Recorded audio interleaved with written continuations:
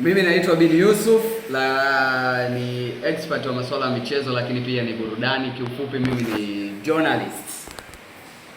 Kuelekea mchezo wa leo wa Simba Sports Club dhidi ya Al Masry, Simba Sports Club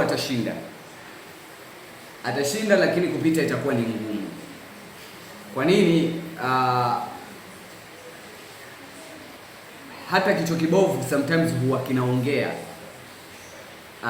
Baba Levo amesema au ameshasema, sasa hivi mimi nakuwa kama naenda kukirudia. Baba Levo ameongea kwamba ametoa moja kati ya sababu ambayo hata kwangu mimi ina mantiki, kwamba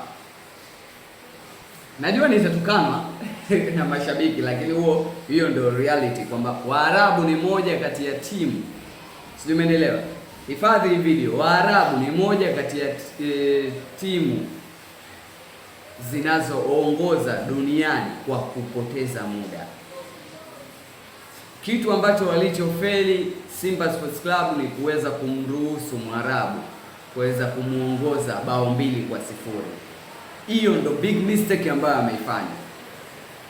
Leo atashinda Simba Sports Club, lakini kupita itakuwa ni ngumu. Mwarabu akishakuongoza, kawaida yake anakuwa anachezea mpira, yaani yeye anachokihitaji, kwa sababu Al Masry hana cha kupoteza leo zaidi ya kutoa sare. Yaani yeye akishatoa sare anakuwa ameridhika kwa siku ya leo. So Al Masry leo kwa Mkapa anachokifuata ni sare tu. Kwa upande wake wanasema kwamba mvua ikinyesha Simba Sports Club anashinda. Ni kweli atashinda, hatukatai, lakini kupita itakuwa ni vigumu. Kwenye mitandao ya kijamii unaweza ukanipata kama Bin Yusuf. Hala.